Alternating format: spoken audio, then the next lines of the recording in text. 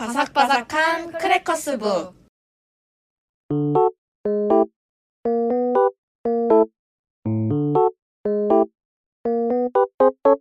안녕하세요. 안녕하세요. 작가님 어떻게 지내셨어요?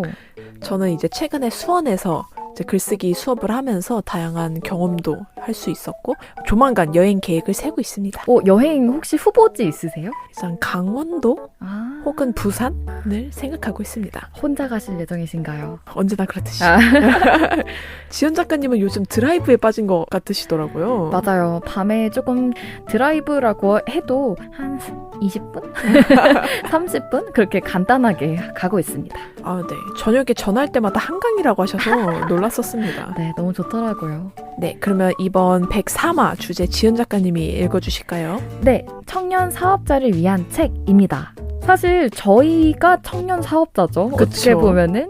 그래서 1인 출판사를 만드는 방법도 되게 많이 궁금해 하시고 그 외에 뭔가 사업적으로 도움될 만한 정보들을 얻을 수 있는 사이트도 많이 궁금해 하시는 것 같아서 저희가 이 주제를 한번 골라봤습니다. 네, 한 4, 5년 저희가 대학교 다닐 때만 해도 어떻게 하면 대학생들의 취업률을 높일까에 대한 고민이 컸다면 요즘에는 청년 사업자라는 혹은 청년 사업가라는 단어가 되게 익숙하잖아요.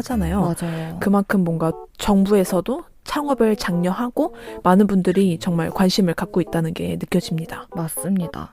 저희 같은 경우에는 1인 출판사를 각자 운영을 하고 있기 때문에 네. 출판사 관련된 거 위주로 같이 얘기를 드릴 텐데 일반 사업자분들도 도움될 만한 지식들이 분명히 있을 테니까 참고해서 들어주시면 좋을 것 같아요. 네. 저희가 방금 말한 것처럼 출판은 부가가치세 면세 사업이다 보니까 다른 일반 사업자랑은 조금 다른 얘기가 있을 수도 있지만 저희 청취자분들은 다양하게 얘기를 접하셨으면 하는 마음으로 준비를 해봤습니다. 맞습니다. 일단 1인 출판사 같은 경우는요. 매년 1월에서 2월 정도에 부가가치세 면세 사업자 현황 신고라고 해서 그게 필요하고요. 네. 그다음에 두 번째로는 이제 전년도 소득을 그 다음 연도 5월에 신고를 하게 하죠. 되는데 네. 종합소득세 신고를 또 하게 됩니다. 그 다행이라고 해야 될까요? 2월 달에 출판사를 내다 보니까 네. 그 사업자를 운영하고 있는지 신고하는 건 넘었지만 이제 5월 달에 그게 너무 무서운 거예요. 맞아요. 뭔가 이제 신고를 해야 될 게 항목이 늘어나면 늘어날수록 점점 더 신경 쓸 게 많아지다 보니까 많이들 생각을 하시더라고요. 네, 그래서 공부가 정말 중요한 것 같아요. 맞습니다. 지원하고 대출 상품 같은 것들도 조금씩 얘기를 드릴까 하는데요. 일단 청년 같은 경우에는 청년 사업자 대출이라고 해서 청년이라고 명시가 되어 있는 게 아마 만으로 32세에서 34세 이전이라고 하면은 청년 사업자로 아마 구분이 되는 걸로 알고 있는데 네. 지역별로 상이하고 그리고 나이대별로 계속 바뀌기 때문에 한 번씩 확인해 보시면 좋을 것 같고요. 그리고 또 상품별로도 따지는 나이가 다르더라고요. 맞아요. 그래서 꼭 확인을 해보시는 게 좋습니다. 네. 그래서 사업자를 시작을 하시고 근 3년 미만이다 혹은 2년 미만이다라고 했을 때는 청년 사업자로 받을 수 있는 대출 상품들이 조금씩 있어요. 네. 그래서 저도 한 6개월이 안 됐을 때 청년 사업자 대출을 실행할 수 있는 상품이 있어서 그걸로 한번 진행을 하게 됐었는데요.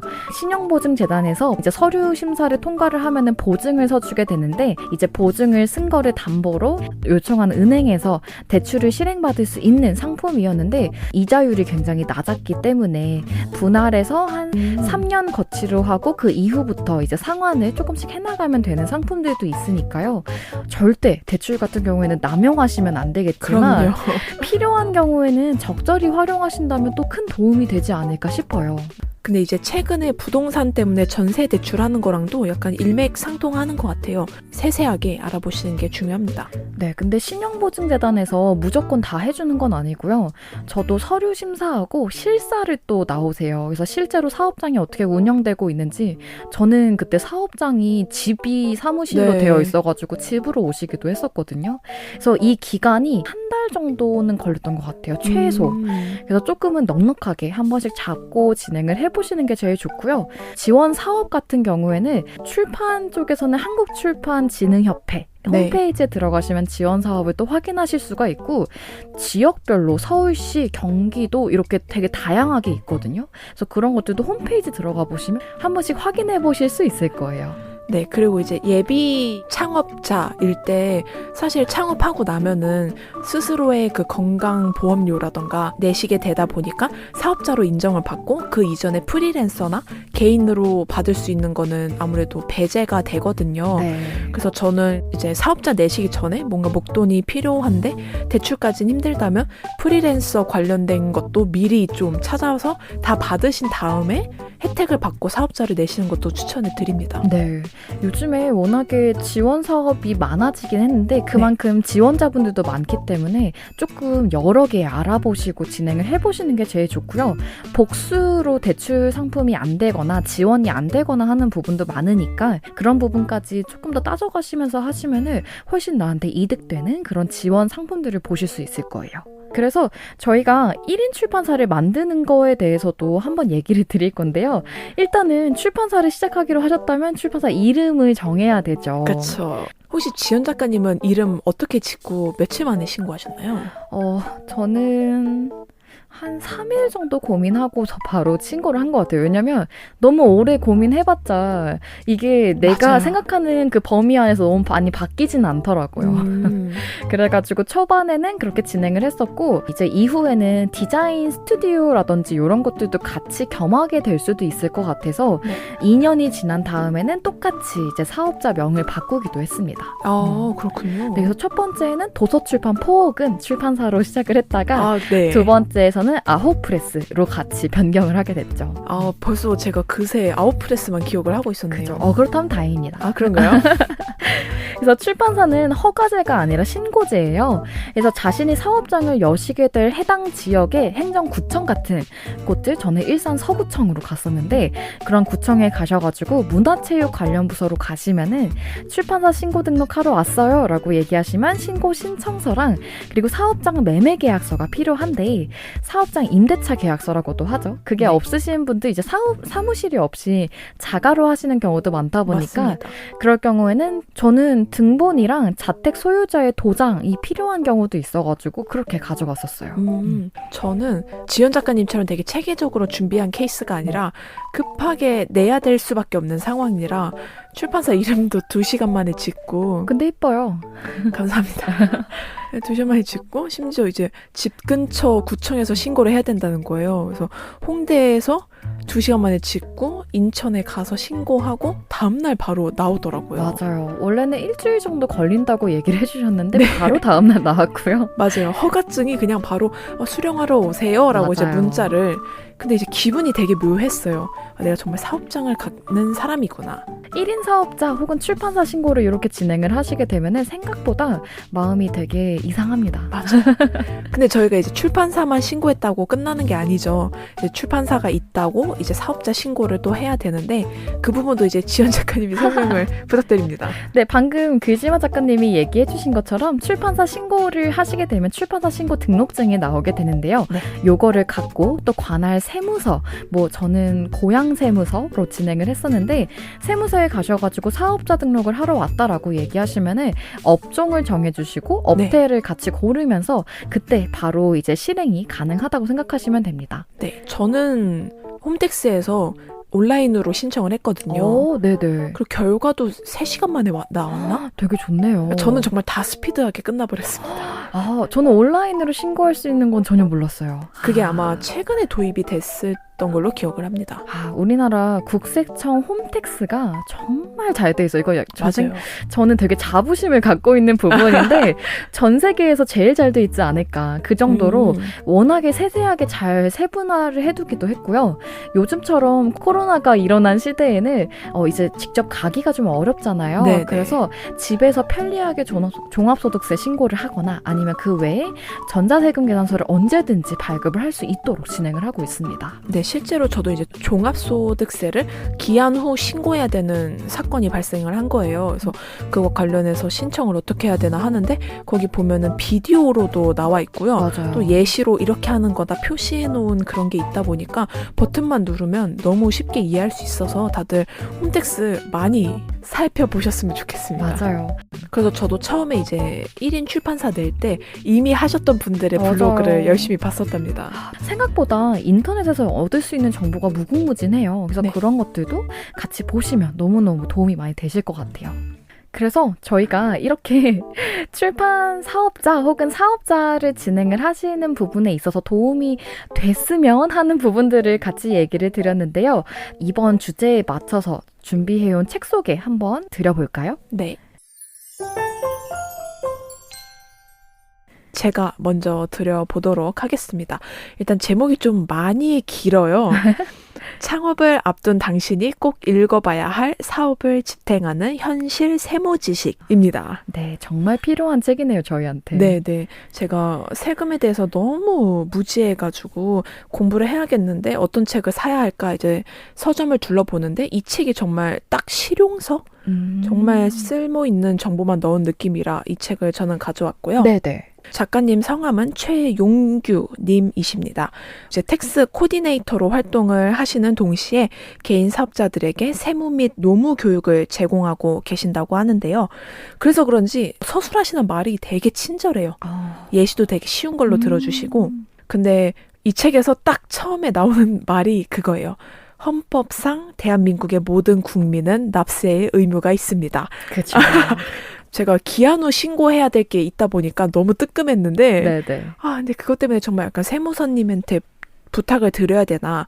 하지만 이게 부탁을 드리기 이전에 내가 어떤 거를 부탁을 드려야 될지를 알아야 되니까 공부는 필요한 것 같은데 그래서 이 책을 읽게 되었고요. 책의 결론은 약간 이거였던 것 같아요. 예비 창업자님들 사업자 내기 전에 공부하세요. 근데 저는 이제 무턱대고 낸 편이다 보니까 이후에 그 관리를 하면서 혹은 거래처랑 대화를 하면서 제가 못 알아듣는 말이 너무 많은 거예요. 뭐 그쵸. 세금 계산서 발행을 하는데 영수 말고 청구로 해주세요. 뭐 이런 거는 혹은 뭐 날짜도 이 날짜로만 해주세요. 근데 왜 오늘 메일 주셨는데 왜 이 날짜로 해야 되지? 뭐 이런 사소한 게 너무 혼동스러웠거든요. 네네. 그래서 저는 또 대출이나 지원 사업에 대해서 설명을 드리려고 했는데 지은 작가님이 이미 너무 설명을 잘해주셔가지고 그냥 저한테 도움이 됐던 거 얘기를 드리자면 노란우산이라는 제도가 있어요. 네네. 아마 그 라디오 광고 때문에 많이들 알고 계실 것 같은데 이거는 소기업이나 소상공인들이 생계 위협으로부터 생활의 안정을 기하도록 만들어낸 그런 사업주의 퇴직금을 위한 공제 제도인데요. 아무래도 회사를 다니는 사람들은 보험이나 아니면 연금 같은 게 다 되지만 저희는 알아서 해야 되잖아요. 그쵸. 그래서 그런 거 관련해서 소득 공제라던가 대출 신청 혹은 예적금 관련한 거를 한꺼번에 좀 알기 쉽게 묶어놓은 거다 보니까 만약 이 중에 필요하신 게 있다면 들어가서 살펴보시는 걸 정말 추천드리고요. 그리고 사업자를 내고 나면은 그 사업자 등록증을 제출하고서 사업자 카드를 만들 수가 있잖아요. 네. 지은 작가님도 갖고 계시겠죠?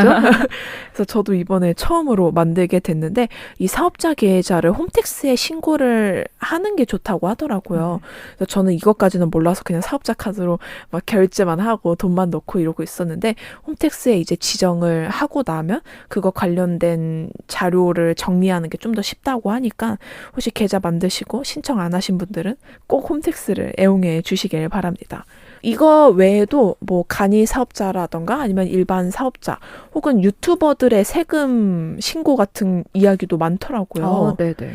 그래서 유튜브를 하거나 혹은 프리랜서이신 분들도 도움이 될 게 분명히 많다 보니까 꼭 절세를 하고 싶으시거나 혹은 이제 세금 관련해서 내가 너무 모르는 게 많다 하시는 분들에게는 꼭 추천을 드립니다. 제가 얘기하시는 동안에 살짝 살펴봤는데 네. 뭔가 나는 아직까지는 임대차 계약서도 작성을 안 해봤고 그리고 이후에는 직원을 계약을 할지 말지도 모르는 상태라면은 분명히 읽어두시면 너무 좋을 만한 이야기들이 많이 있어서 너무 좋네요. 네, 맞습니다. 이게 그냥 한 사업을 이끄는 사람이 알아들었으면 좋을 만한 내용이 다 들어갔기 때문에 지은 작가님 말씀대로 꼭 추천을 드립니다.